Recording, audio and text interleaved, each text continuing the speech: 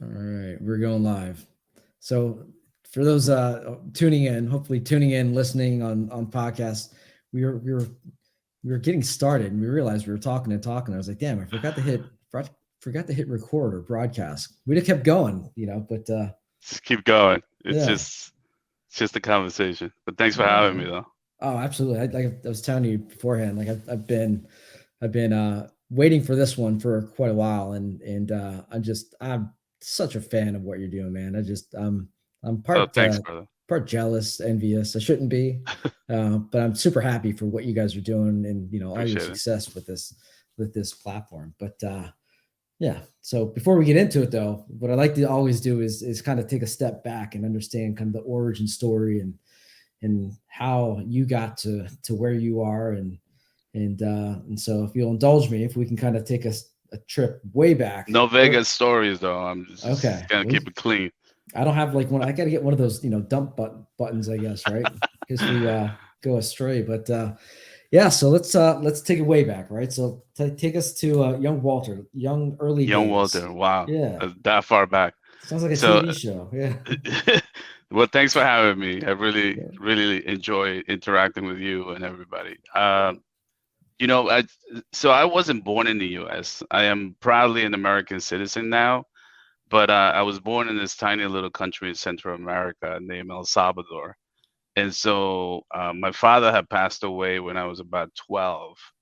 And, I saw my mother struggling. She never really had a job. So, I saw she was struggling a little bit. And then when I was about 16, I went over to her and I said, "Ma, I got to go to the United States." And she says to me, "Well, we don't know anybody in the States."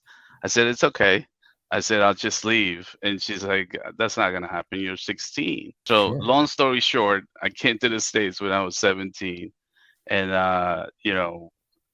ever since then, it's been a blessing to me and my family because eventually I was able to bring my mother with me. And I have a family now, so it's been an amazing ride for me.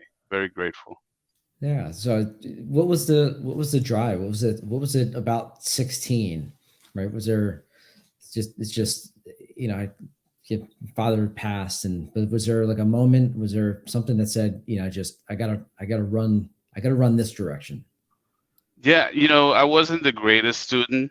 Um, I was always into electronics. In El Salvador, we have a very high education level, and in high school you had to pick a career. So my career was electronics, and so I fell in love with transistors and things like that. And so I was always very passionate about it. I just didn't know where to put that passion. When the opportunity came, and I said to myself, I gotta find a better thing to do, a better place to go. And I didn't know anybody. We had an uncle that I hadn't seen in like 9 years. He was the only person that lived here in Brooklyn, New York, and he gave me a spot to live, and I was there for like a year or two until I left. Wow. So that's where you landed is right in Brooklyn, huh? Right in Brooklyn, the Lansing. I've never seen snow. It's never been as cold as it is here. The warmest, the coldest I've ever been was like 60 degrees. So it was a big change for me. You didn't like show up and say I immediately regretted this decision, or Probably every day, definitely. But you know what? It was a kick in the ass that I needed. Now I look at it in retrospect and I say to myself, man, how lucky was I?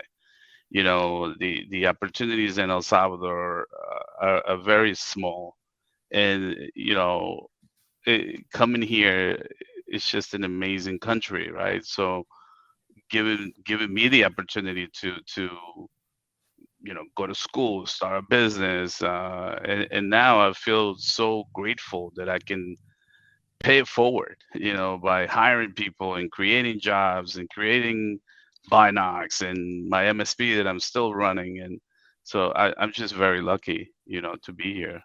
yeah, well, I think that old adage, right? You make your luck. I mean, you certainly obviously did, right? You had the drive and I can imagine for anybody, uprooting themselves, especially at 16, and then going to, this unknown, jungle of a city, You know, and, if I trying to told make you it. that this makes sense today more than it made sense when I was 16, you wouldn't believe it. Because part of the Binox team, we have some very good software developers in El Salvador. And so part of the Binox team is in El Salvador. Wow. We have a team here in New York and we have a team there. And for me, it's always been about, almost like uh, seeing myself in these kids, right? So looking backwards now, I know the reason why God, God or whatever you believe in, the higher power, helped me to be here because now I can provide jobs over there and people don't have to go through what I went through. People don't have to leave their families like I did. And so, now it kind of clicks into place. Before it was grinding, grinding, grinding. Now there's a much higher power, very different drive than just money. It's very different for me. Wow. That's kind of got the chills, man. It's powerful stuff, man. It's awesome, Thanks, man. man. Thank you. So you're in New York, 16, 17.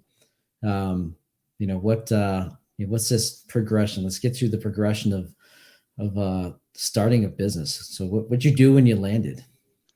I worked at a pizzeria. My uncle was a pizza man, and he said to me, I landed this morning. He said to me, "You're coming to work tomorrow." So, and I went to work the next day.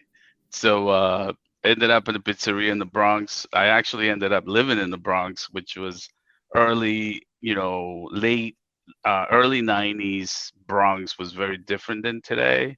Mhm. A lot of violence, a lot of drugs, a lot of crazy stuff.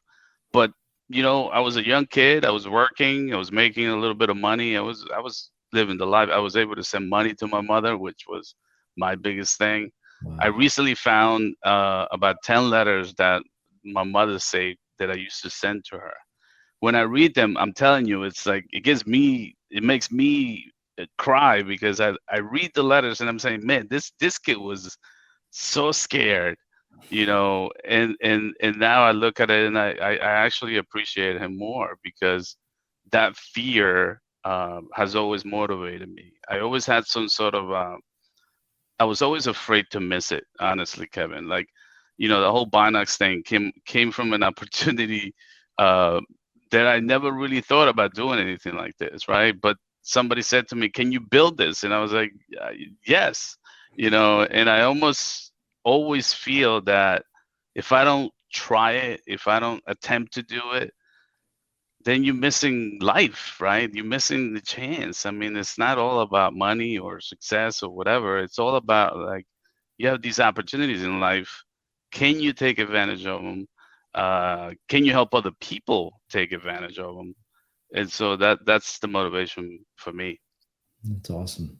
So we'll get to Binax here shortly, but let's get into the MSP. Let's get into the progression or how you had that early affinity for technology and you're in a new strange land, figuring it out, started the pizzeria, and then what was the transition into your own business into the MSP space? What did that look like? Yeah, so my MSP is focused on serving independent insurance agencies, and we do it. We started in New York, but we do it everywhere.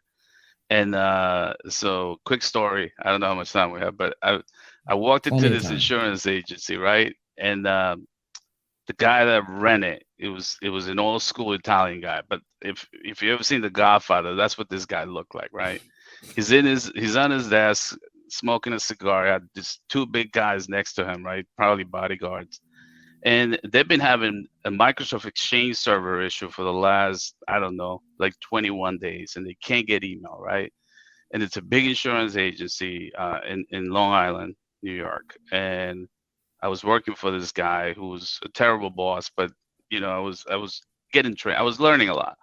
So I walk in and I said good morning. The guy, he was in his office, so he saw me come in. My boss went in there to talk to him, and then I went in the back to look at the server. This is, for me, I was obsessed with all this stuff. Like I walked into that server and, you know, I looked at the problem, and within seconds, I knew what it was. I'm not that smart. I just figured it out, you know? And I walked out like 5 minutes later, and I see this gentleman call me up. He's like, "Come here, kid." And I was scared. I was really scared. And I thought I was in trouble, right? So I walk in, as I'm like, "Yes, sir." He says to me, "What happened in there?" I said, I fixed the problem." And he says to me, "What do you mean you fixed the problem?" And he gets up from his chair, like really angry, you know. I said, "I fixed the problem that you had with email, you know." And he says to me, "I had three guys here that was supposed to be the best of the best. You come in, and in 5 minutes you fix it." And I said to him, "Actually, no, sir. It really took me like 30 seconds, but I pretend to be there for 5 minutes because I figured you needed to pay me for at least an hour." And he started laughing, dude. And That's so awesome. he turns around and says to me, "You know what? I want you to work for me, and I want you to start tomorrow at 8 a.m." Just like that, right? So I Wow. go home, I have a mortgage, I have a car to pay, and I said to my wife, "You know what? This I just met this guy with a cigar. He wants me to start tomorrow." And she looks at me, she's like, "Are you crazy?" But that's the opportunity, Kevin, Yeah. right? Believe it or not, I went to work the next day for this gentleman. And about 2 years after that, he was the first person that believed in me and told me that he will be my first client and that he will introduce me to his friends. And that's how I started my MSP. Wow. Wow. It's That's crazy, awesome. man. That's Crazy. awesome. By the way, I still have one of his account. He passed away. May he Mm, rest in peace. yeah. But I still have one of his accounts that he introduced me to. Wow. No, that's, I mean, it's, yeah, kudos. It's just, it's crazy just in life. You have some of these, happenstance, strange, encounters, and they end up being, pivot points or crucial, Yeah. happenstance meetings that just take you in a completely different direction, and it's, it's just, I'm always fascinated by that. And it's, I walk around trying to think like, when's the next, something like that going to happen? When's the next conversation or next person that you're nice to, ends up coming back Yeah. around. But yeah, those are special moments, man. Those are very special moments. So, Yeah, and you know how many we miss, right? Like I always tell my team, like, look, guys, it's not, you guys really need to take chances, right? Like sometimes they come to me, "Oh, this may not work." So what, right? I mean, the worst that can happen is we break the thing and, we have a backup. So, but how many times do you miss that opportunity because you were scared? And, I get a lot of MSPs. We're talking to like 7 or 8 a day, and some of them sometimes always ask me like, "Oh, I don't know," and I always feel that there's a fear factor mhm, in the way they think about life and the way they think about business and grow in their company, that you need to take risk. I mean, is it more calculated over time? Sure. I mean, when I was 18, I wasn't calculating anything, mhm, but it's always a risk. Like you taking a risk right now with this business, right? And mhm. so, but if you don't take that chance, you just never know. You can miss something big. Yeah. So you've made a heck of a name for yourself in this industry, and this is pre Binox, right? Of being just one of the MSPs or just service providers that everybody envies. And that's saying quite a bit because there's a lot of service providers, a lot of really good companies out there. But I think that's how I first got to know of you and really how special Thank you. you are and what you've built. But you had this pivot point, another pivot point or moment where you're saying that somebody challenged you to build some type of platform, and you said sure. And so let's get into it. Take us behind the scenes with Binox. Those are the failures, right? So Mm, I am a member of Robin Robbins, and I enjoyed the groups and the people around it.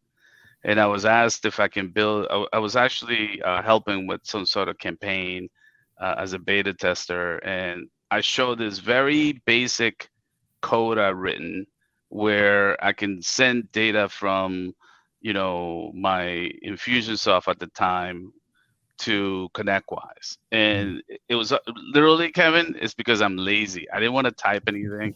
And so I'm doing that, and somebody sees it and they say to me, can you build that for like to sell it? And I said yes, right? Not thinking about it, and eventually became my first failure, because yes, I started to build it and I went, all in, but this is a really difficult task, right? Synchronizing two systems that had never spoken to each other, and just building that was actually, it was only one more company that did it and they quit. Long story short, that failure led me to Binox, because I said to myself, look, I got to get this right. First of all, I had some friends that were really mad at me.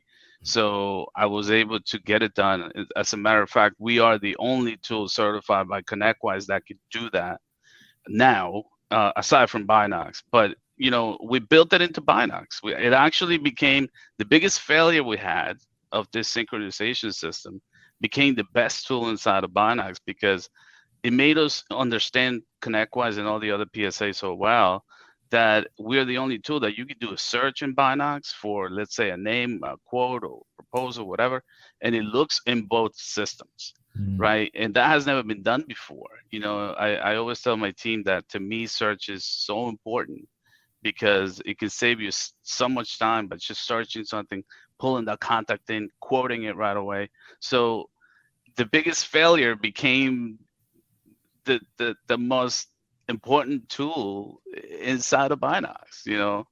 It created those integrations, so it's really, really cool. Very cool. So, if you guess, how do you describe Binox today? Because we were talking behind the scenes and kind of gave me a little sneak peek behind some of the really incredible stuff that you're going to be doing. But what is it today?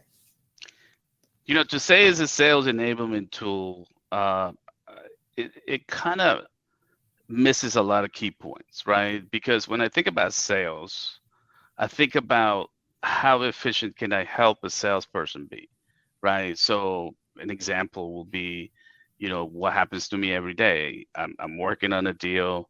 The person is not the person I thought it was, or maybe I need to contact their boss. Maybe they're not decision makers. And then you spend 30 minutes, 40 minutes searching for that person. That's if you had the tools. If you don't, you might not even find the person. So for me, it was all about efficiency, right? How efficient can I make somebody? Can I help somebody be? And honestly, in the managed service business, you know this better than anybody. There aren't really good tools to do this, right? And I may have chosen the wrong path at the beginning, but not really, right? Because when I think about it now, it was the perfect path. I started selling leads, first of all, with Binox, and not just leads, but we have a whole system, humanly verified, all of that. And then I said to myself, you know what? We're selling these leads. They're 1,000 times better than any other one, any other provider. What tools can I build in there that somebody won't spend time looking for these people? And then I built tools like website reveal, which is a cool tool we have where you put a little code on your website and it tells you who's landing on your page. We only show you who we can actually verify. We have this thing we had this browser extension, so even if you don't have LinkedIn Pro, you can still click it and it'll give you all the information on that person. So I started to build little tools like that, right? And then honestly, Binox became this monster over time, because now we have a CRM, but it's not just a CRM. It has built-in dialers for phones. It has SMS texting. It has video mail, which is super important today. And we built it all in one place, right? And we continue to build all these tools, marketing campaigns. I mean, we're about to launch our automated marketing campaigns, which the biggest pain point for, I think, almost every MSP is like, I need an expert to help me build the campaign. But meanwhile, they have data, they have all these vendors that give them marketing campaigns. So we built a system where you can drag and drop all of these campaigns into one place, set up sequences. It doesn't take a genius to do it. And to me, that's what the tool is about. It's like how much can I help that MSP? By the way, not break the bank, right? Because some of these tools are so expensive. I always get these guys on the demos that tell me, oh, I'm uh, how much is it, right? Because that's always the question. And I always tell them, well, we're just as good as Zoom minus the 30,000 a year, right? And so, you know, the, when if I had to describe it, it's more of an enhancement to the actual sales process, and really where we going with the tool. It's only the beginning. This is just version one for us, and Mhm. there's so many things we want to work in solving those issues, not just for MSPs but everybody. And we think that although as difficult the MSP industry is to break, I think is the best industry we could have picked because we know it so well Mhm. and we know the issues really well. So Yeah, I mean, you're having such a material impact on on so many elements of the MSP, the sales process, marketing, kind of data, just kind of building top of the funnel, bottom of the funnel. It's like you're up and down the stack, and it's been interesting for the last 6 or 7 years to see the development or matriculation of the sales and marketing, experts or services, and they're there to help open the door. But it's still incumbent upon the MSP, right, to take the actions, right? And so you can train them, you can give them kind of all the playbooks, but you know one of the hardest parts for an MSP is actually taking the action, and you're building a platform that eliminates a lot of that friction in taking the action, right? And you know it's hard, especially for a lot of the early stage MSPs that are going from break fix, and they're running around trying to keep the business together, let alone trying to go out there and grow the business. And so anything you can do to have a material impact in the front end is incredible, and I think you're doing it in several different ways. thank you. I had this kid. He's actually right here in Connecticut, right? He says he comes into a demo. He says to me, Walter, I had no money. He says to me, I just started. My job fired me, and I'm really good with computers, and I'm going with this, right? And I felt compelled to help him. That's the Boy Scout in me. But I was like, dude, I'll give you the Binox plan with leads. I said to him, use it for 3 months. I don't really care whether or not you pay me. It doesn't matter. I said, when you get the first customer, I want you to call me. And I said, and just come into our coaching call. We have a coaching call every Friday. I said, just come into our calls, ask any questions. We'll go through it. And at first, he was struggling, right? Because telling somebody, look, you gotta download these leads, call these people, follow this process, send them an email, do this.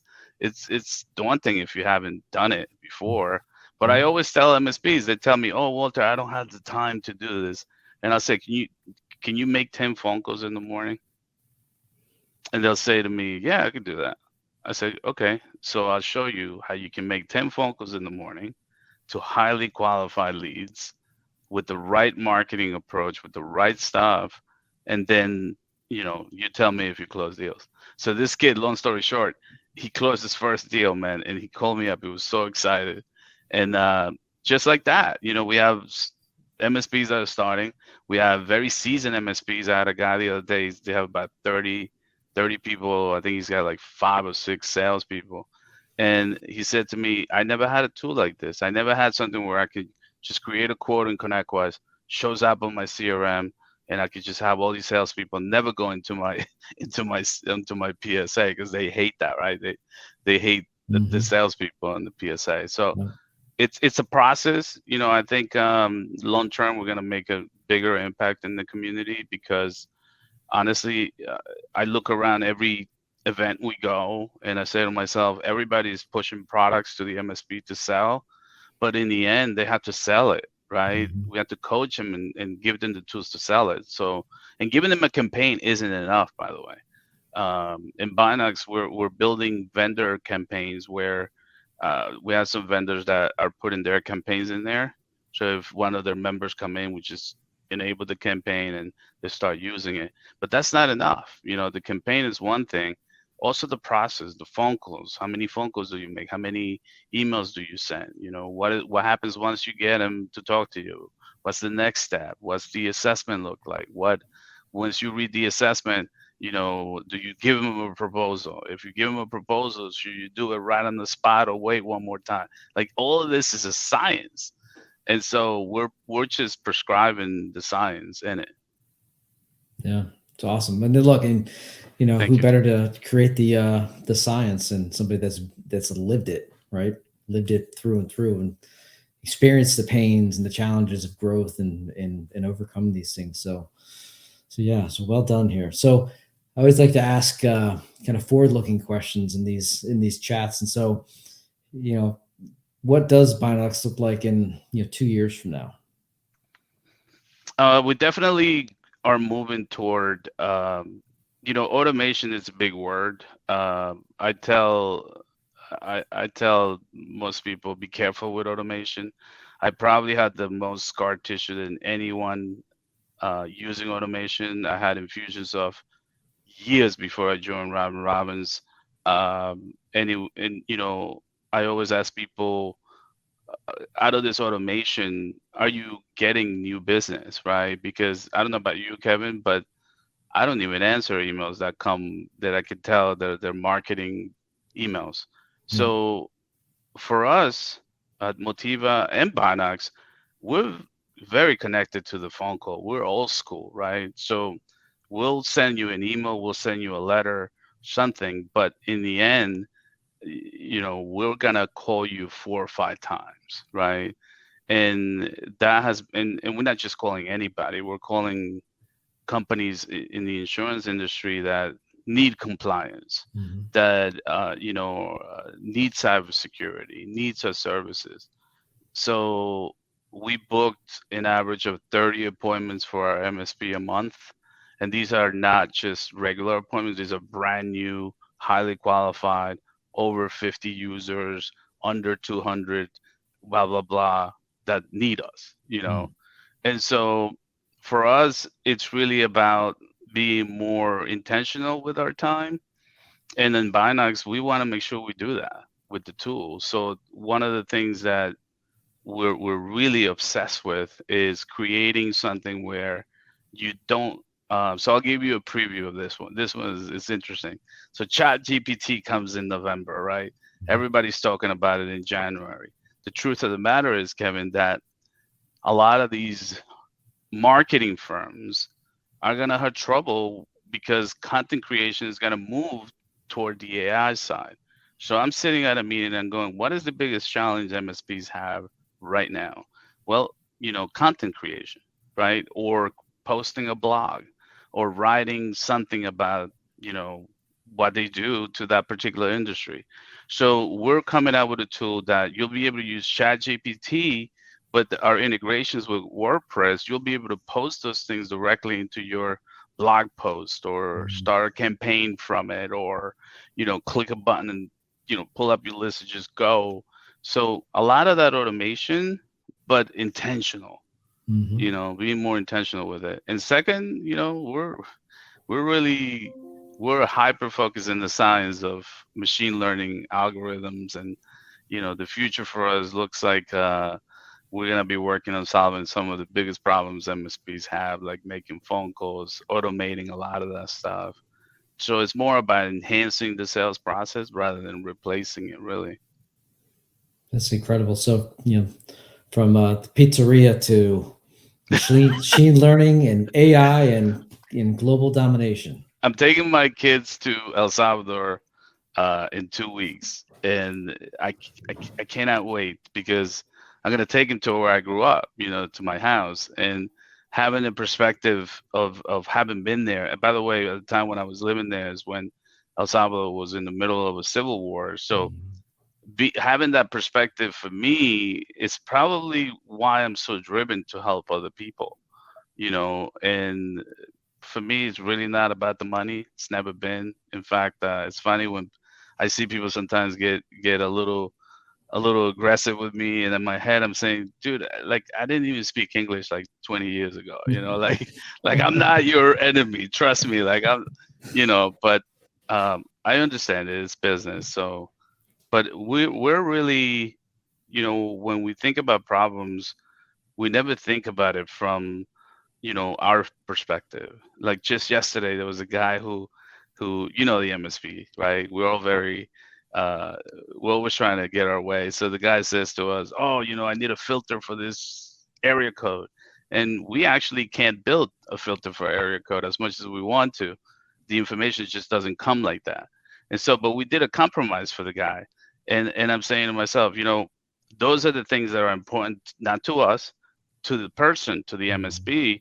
And so we listen to all the feedback. Sometimes we can't do it, we're just not going to do it. But sometimes I can tell you a lot of the pieces that are in the app right now have come from customers saying, you know what, this should be here, or that we should do that this way.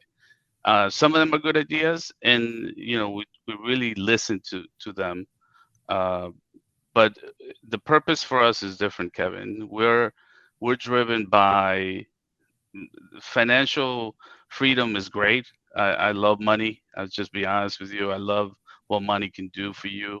I love how you can help your parents, your family, your people, right? But in the end, the only thing you have left in humanity is just helping another human being. So I get called into, some guy will say, "What? Can I speak with you for an hour?" You and I know, Kevin, how much is an hour of our time, right? Like if we were billing it, it's what, 5, 10,000 bucks, right? So, but I'll do it. I'll spend the 45 minutes. I know what that means to that person. And when I could do it, I definitely do it. Awesome. Well, I can't tell you, enough how much this means to me, to have you on here and share your story. I mean, it's just one hell of a journey, and Thank you. and Thank you for having me. just you understand the giving back nature, right, and just helping others, and and along the way you've had folks take a chance on you, and you're doing the same thing, and you're building one heck of a solution out there. So much you deserve all the accolades and credit and success in the world. So Thank you. Thanks, yeah, Kevin. absolutely. Well, appreciate it. Where can people find you? Are you out there on social media? Is it just go out to the Yeah, website? I mean, I'm in LinkedIn, obviously, but BinoxMSP.com is our website. You can just shoot me an email. My email is just walter@binoxmsp.com. I am at the very front of this thing. I don't hide behind my desk. I talk to almost every MSP. Once a week, I do this one call every Friday. They don't have to be members actually to come. We have a few guys that are not members, but they just love talking about sales and things that they could do. Anyone is welcome to that. That's on our website, binoxmsp.com. But aside from that, yeah, I'm at the event, so stop by and say hello. And thank you so much for having me, Kev. You got it, man. All right. Well, appreciate it, and thanks to everybody for tuning in. And we'll catch you on the next episode. So thank you very much. Thank you.